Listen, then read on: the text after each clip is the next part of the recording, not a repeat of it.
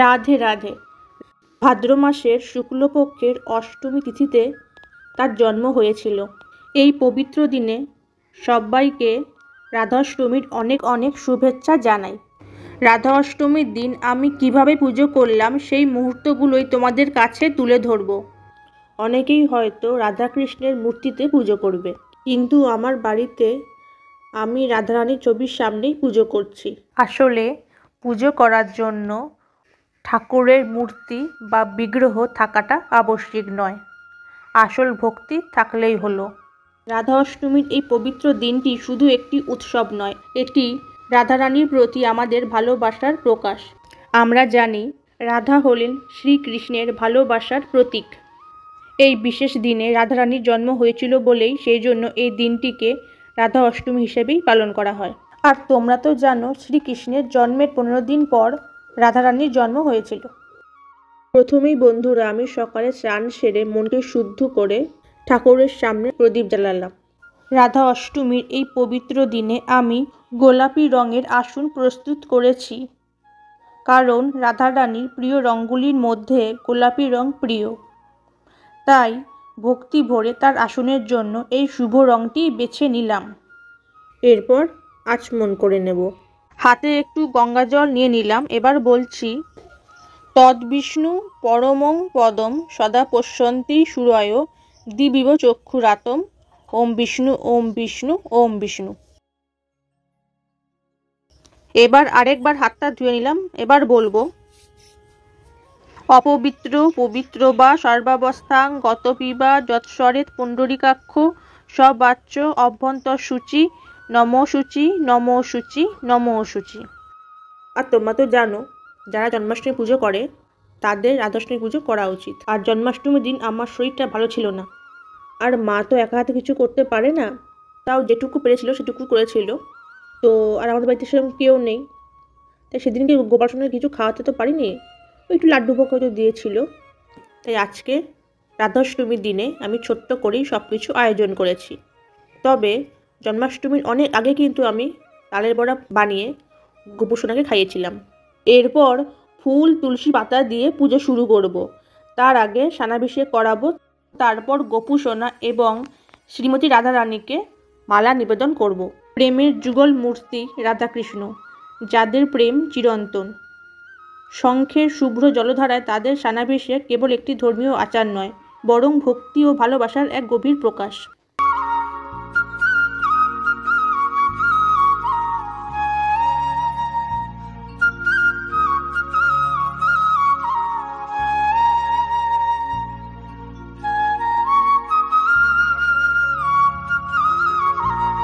শঙ্খের মাধ্যমে রাধাকৃষ্ণের নাম জপ করতে করতে স্নানাভিষেক করিয়ে নিলাম।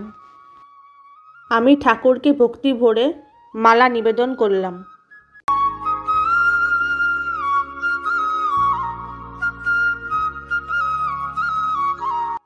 তো প্রথমেই আমি পুষ্পাঞ্জলি দেব, তারপরে ভোগ নিবেদন করব। ঠাকুরকে ভোগ সাধারণত পুষ্পাঞ্জলির পরেই নিবেদন করা হয়।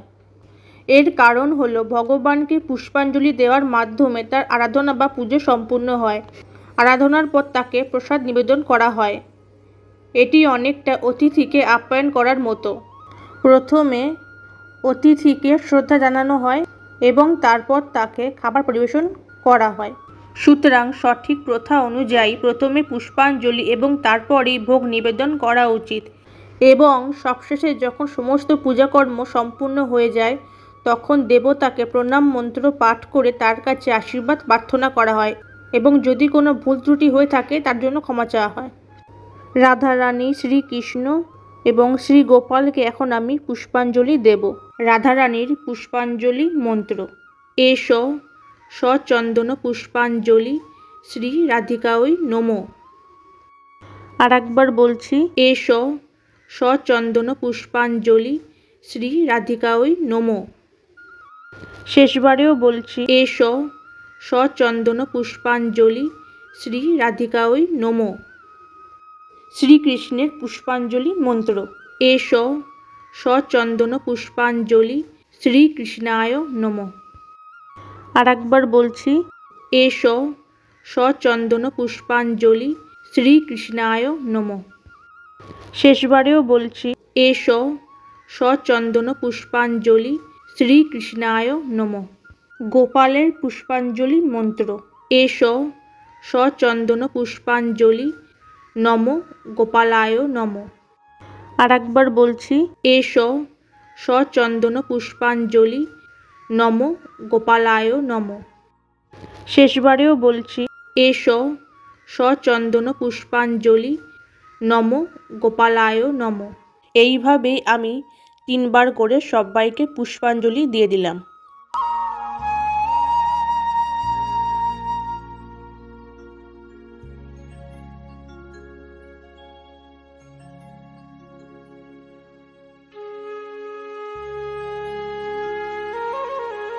ওম নমো ভগবতে বাসুদেবায় নমঃ। রাধাকৃষ্ণ ও গোপালের জন্য ভোগের থালা সাজিয়েছি, আর তাতে দিলাম পবিত্র তুলসী পাতা এবং জল নিবেদন করলাম, তাতেও দিলাম তুলসী পাতা।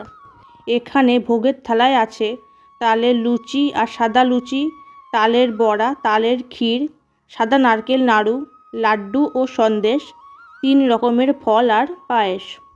ভোগ নিবেদনের মন্ত্র। ইদং সোপকরণ নৈবেদ্য নমঃ ক্লিং শ্রীকৃষ্ণায় নমঃ। জল নিবেদনের মন্ত্র। ইদং পানীয় জলং নমঃ ক্লিং শ্রীকৃষ্ণায় নমঃ। ওম নমো ভগবতে বাসুদেবায় নমঃ। এরপর রাধারানী, শ্রীকৃষ্ণ এবং গোপুসোনাকে আরতি করে নেব।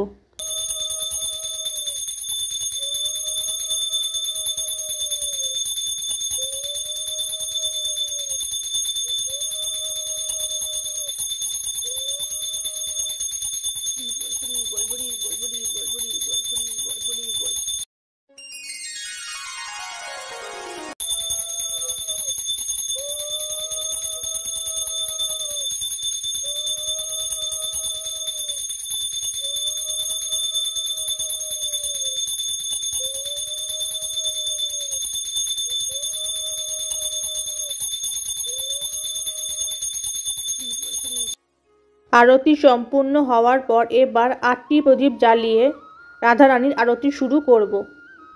রাধাষ্টমীর দিন 8টি প্রদীপ জ্বালানোর পেছনে 2টি প্রধান কারণ রয়েছে। প্রথমটা হলো অষ্টমী তিথির মাহাত্ম্য।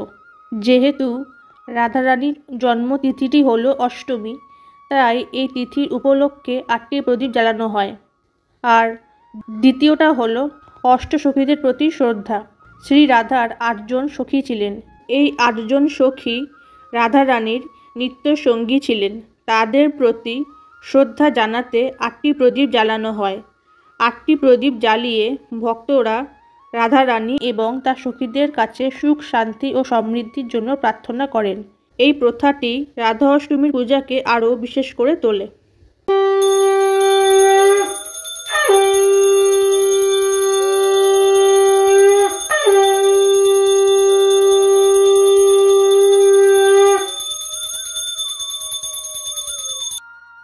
পুজোর শেষে এখন আমি রাধাকৃষ্ণের কাছে প্রণাম মন্ত্র পাঠ করে তার কাছে আশীর্বাদ এবং ক্ষমা চেয়ে নেব। রাধা রানীর প্রণাম মন্ত্র।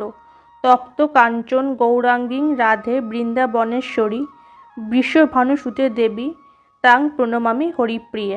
জয় রাধা মাধব। শ্রীকৃষ্ণের প্রণাম মন্ত্র। হে কৃষ্ণ করুণা সিন্ধু দীনবন্ধু জগৎপতে গোপেশ গোপিকাকান্ত রাধাকান্ত নমস্ততে। নমো ব্রহ্মণ্য দেবায় গো ব্রহ্মণ্য হিতায় চ জগদ্ধিতায় শ্রীকৃষ্ণায় গোবিন্দায় বাসুদেবায় নমো নমঃ। এই মন্ত্রটা শ্রীকৃষ্ণ এবং শ্রী গোপালের প্রণাম মন্ত্র, কারণ শ্রীকৃষ্ণ এবং শ্রী গোপাল একই ঈশ্বরের 2টি ভিন্ন নাম, তাই তারা একই। ভিডিও শুরুতে তোমাদের বলেছিলাম আমি পুজোটা খুব ছোট্ট করেই করেছি, সব কিছু অল্প অল্প করে আয়োজন করেছি, তাই শুধু রাহুলকে আসতে বলেছিলাম। আর আমাদের পাশের বাড়ির জেঠিমাকে প্রসাদ দিয়েছিলাম।